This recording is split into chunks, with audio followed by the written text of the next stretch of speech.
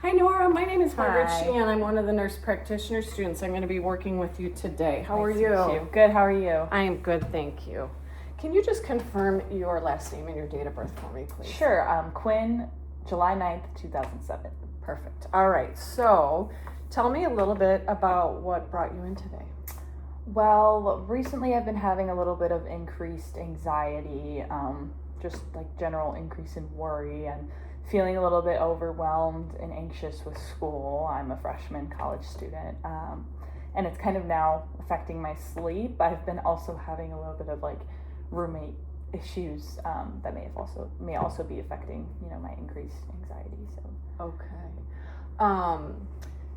That sounds like a lot. I feel like freshman year is hard enough without adding extra worry, but very common. I think people, do have some of this experience, especially with the roommate issues. Tell me a little bit about when does it happen? How long does it last? How frequently does it happen? Usually I feel like it happens.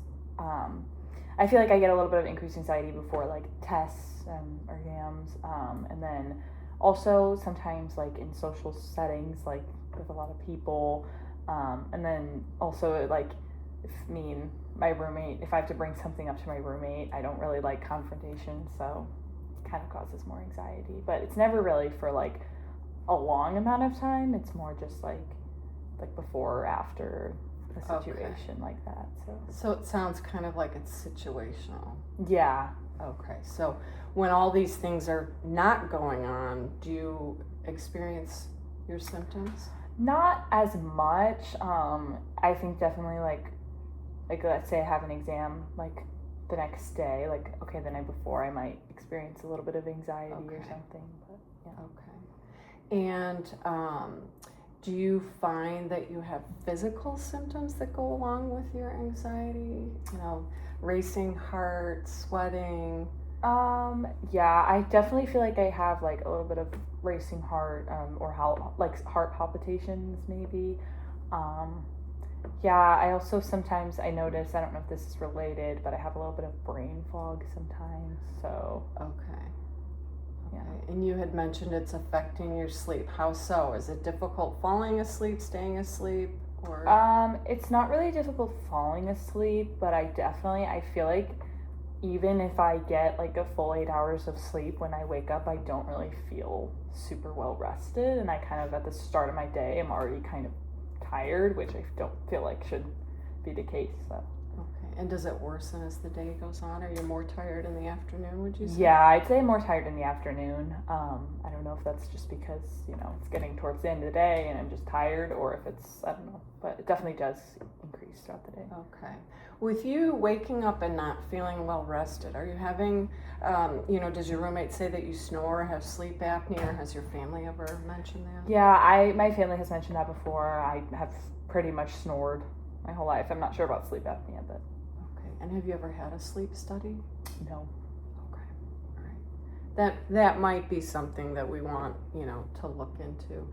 Any problems with position changes where you feel fine when you're sitting, but when you're standing maybe for a prolonged time? I don't know if you have a job where you stand, or, do you feel dizzy, have vision changes, hearing changes, lightheadedness, shortness of breath, or anything like that? Not usually, no. Any symptoms going up and down stairs or exercising? No. I usually just don't have a lot of energy to exercise, so. Okay. And then you had you had indicated on your intake paperwork that you have food allergies? Yes, I do.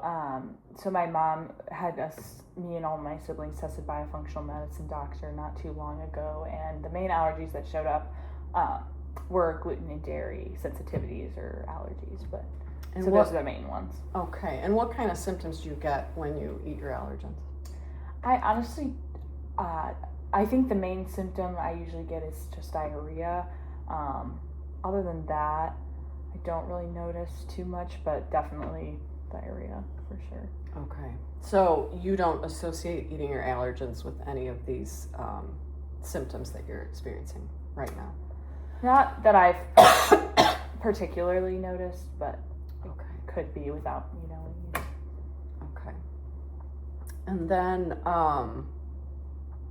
any intolerance to exercise or heat or cold, when everybody else seems comfortable, are you having to put on more layers, anything like that? Or take off layers? Well, I usually I feel like, to run colder than a lot of people. I'm usually just a little more warm than other people and get cold really easily.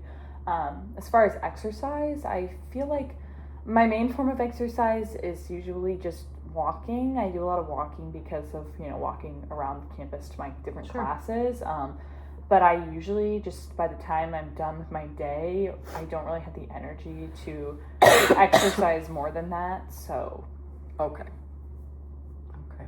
So you're allergic to gluten and dairy, mostly GI symptoms, nothing really else that you've noticed. mm-hmm. Any allergies outside of that, food, medicine, or No. environmental? No. Okay. And then you told me a little bit about how your allergens were tested. Do you recall if that was IgG testing, or was it sensitivity, or? I know it was blood testing. Okay, it wasn't skin testing. It was not skin testing. Okay, perfect. Okay, I'm just kind of looking at your intake here. We talked about heat, we talked about allergens, we talked about your iron testing, and you've never had a psychiatric diagnosis, correct? No, I have never had a psychiatric Okay, this is a diagnosis. new situation Yes. for you. Okay, just a little bit about your social history. Anything having to do with like caffeine, alcohol, tobacco, drugs, anything there?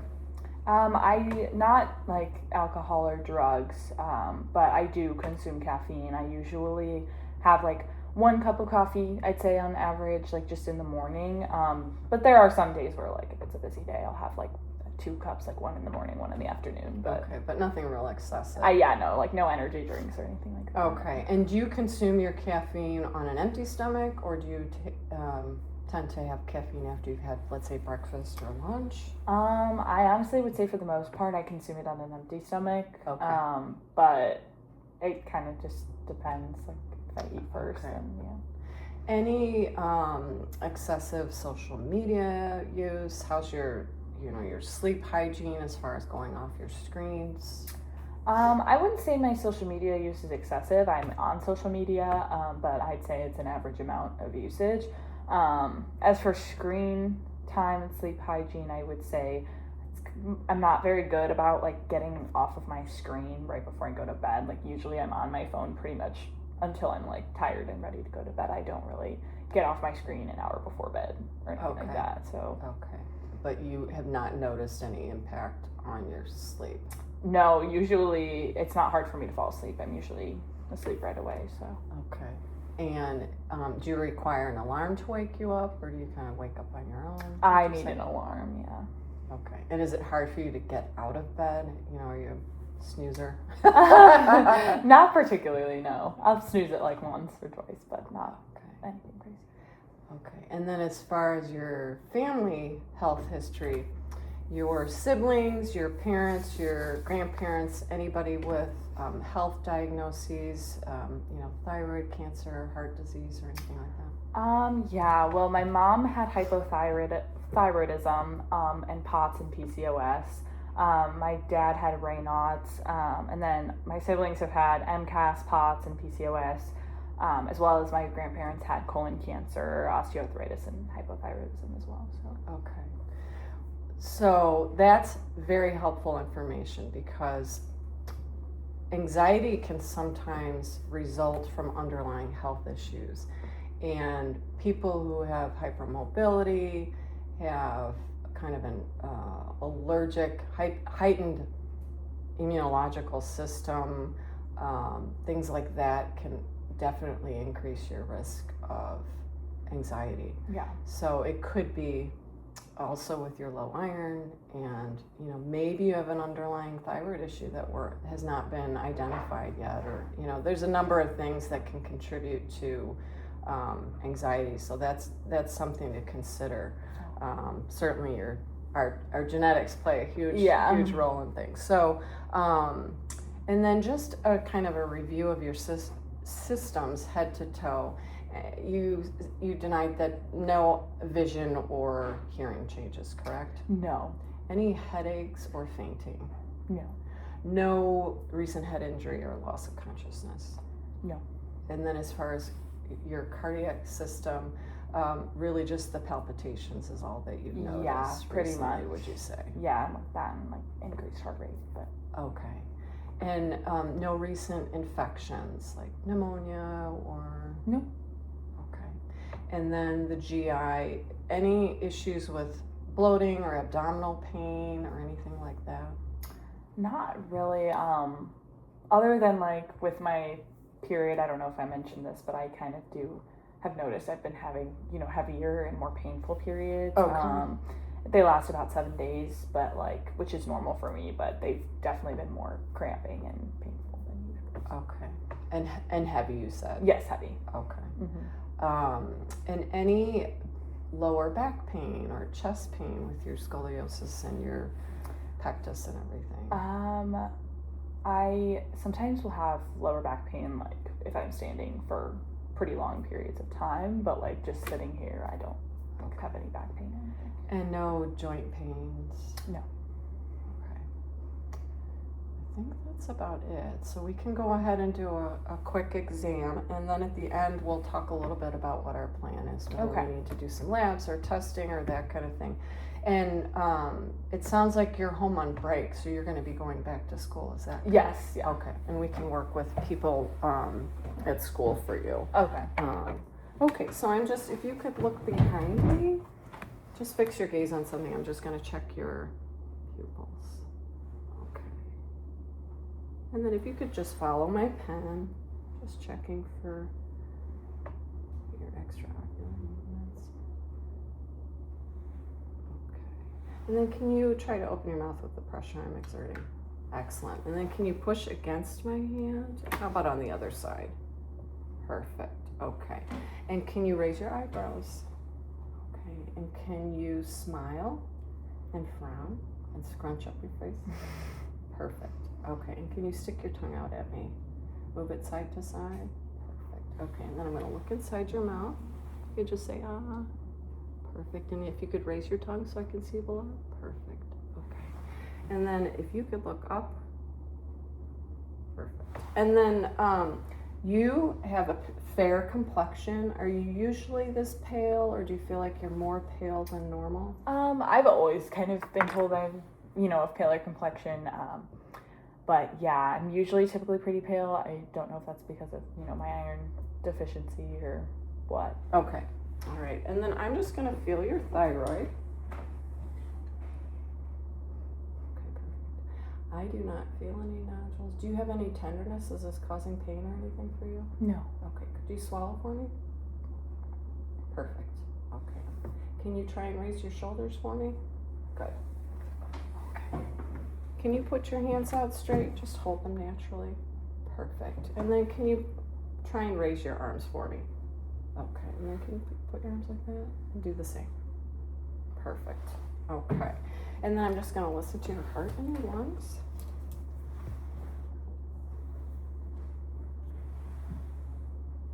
First, I'm going to listen to your heart.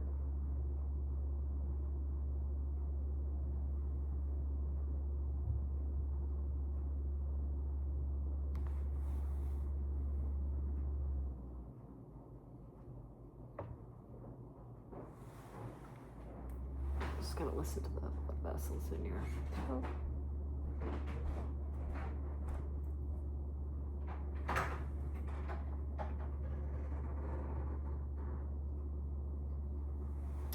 And I failed to ask you, in your paperwork you had mentioned that as a child you had a heart murmur. Is that something that I did not hear anything? Did that resolve as a kid? Do you remember? Yeah, it pretty much resolved on its own, but I did have one when I was little. Okay, perfect. All right. And then I'm just going to listen to your lung sounds. You can just breathe through your mouth naturally.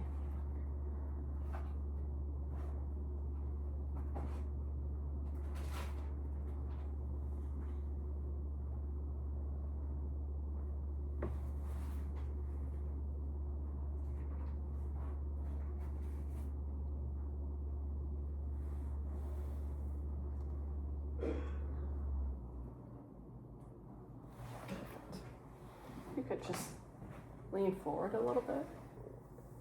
You can just breathe naturally.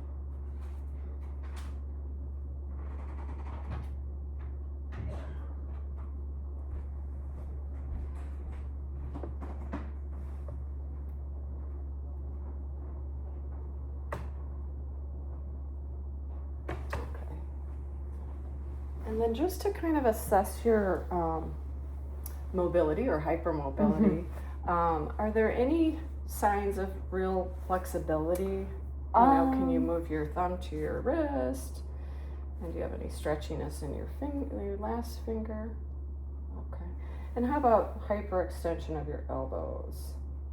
If you wouldn't mind standing up for a minute. How about the same for your knees? Can you bend them, you know, quite a bit back?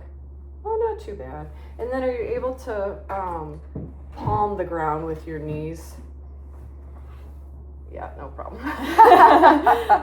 Okay, and then finger, or rather skin. Yeah. And your skin, I don't know if people have told you this before, but that you have really soft, velvety skin. That can be a sign of hypermobility as well. I just want to check, I'm kind of bouncing around a little bit, but I just want to check the sensation of your face. If you could close your eyes and just let me know when you feel. I can feel it. I can feel it. I can feel it. Perfect. All right. And then let's see, did we do finger to nose? No. Okay, if you could do that for me. Awesome. And then can you do it on both sides to my finger? So finger to finger. Nice. And then we'll do it on the other side. Okay, perfect. And then if I was going to assess your abdomen, I would have you lay flat on your back. I would listen to your bowel sounds.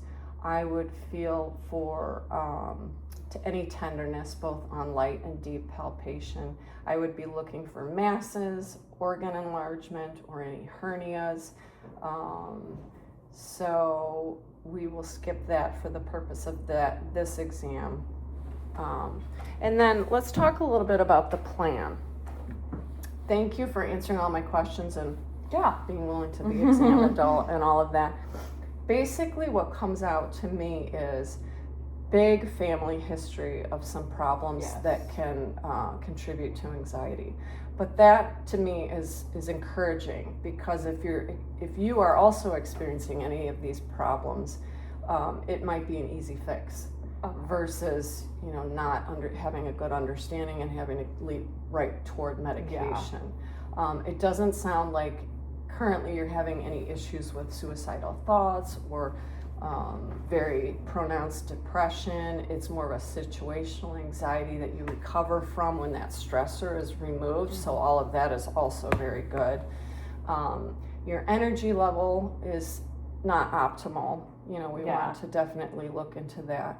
But iron levels can do a lot of this, thyroid can do a lot of this, and food allergens can do a lot of this. And the hypermobility puts you at risk for things like POTS. So, and also, your immune system to be a little hyper reactive to things. So I would encourage you to look into food at school in terms of, do they have an allergy section at the dining hall that maybe has been overlooked by you? And if not, if you could work with somebody at school to get some allergy-friendly food options. If they don't have oat milk or, something that you can consume that's not dairy related, or I'm not sure if it's all dairy that you're allergic to or if it's just cow's milk. If it's just cow's milk, maybe you could get goat cheese or, just kind of work with these things. And then also, trying to maybe prepare food if you have a kitchen on your floor. And certainly going forward, if you have an off-campus apartment or an apartment situation where you can cook your own food, then of course you can do a little bit better. But totally understandable that it's really challenging as a student to kind of watch your allergens. I want to do some lab work. that way we know the most recent levels as far as your iron studies and your CBC and things like that, so we can know exactly where you're at and then address them with supplements. Low vitamin D can also contribute to this, so I want to test that as well. Just some basic stuff. Your palpitations, I don't want to overlook a heart rhythm disturbance. So I want to get, before you leave today, we'll do this, a 12-lead ECG, and that will tell us definitively if you're having any rhythm problems. Me just listening to your heart for a short period of time doesn't always pick up on all of that. So that would be good to rule out. You know, later down the road, if you're showing symptoms that are obviously maybe POTS related, then I could refer you to a cardiologist to get a full workup. But at this point, nothing really stands out to me because your orthostatic vital signs that we did earlier today showed no signs of that. But with the low blood pressure, we do want to keep an eye on that. And then I would plan to see you in 2 to 4 weeks. I can do that through telehealth, so you don't have to come home from school. If there's any problems, you can also contact me through the patient portal. Are you all signed up for that? Yeah. Perfect. Okay, and you know how to use that. The other thing I want to do, we're going to send you via text a anxiety screening, and just there's like 30 questions. You just answer those to the best of your ability, because I just don't want to miss anything else, and that will be very helpful. Do you have any questions for me? I don't think so. Okay. You can reach me through the portal as well. You can message me or call our office. But I'll go ahead and send those orders through so you can get your blood work done today. And you can get that ECG. I'll have the nurse come back in and get you all set up for that. And then I will message you with your results, and then we can set up that telehealth appointment, okay? Sounds good. Okay, it was great meeting Great you. meeting you. Thank you Thank so you. much.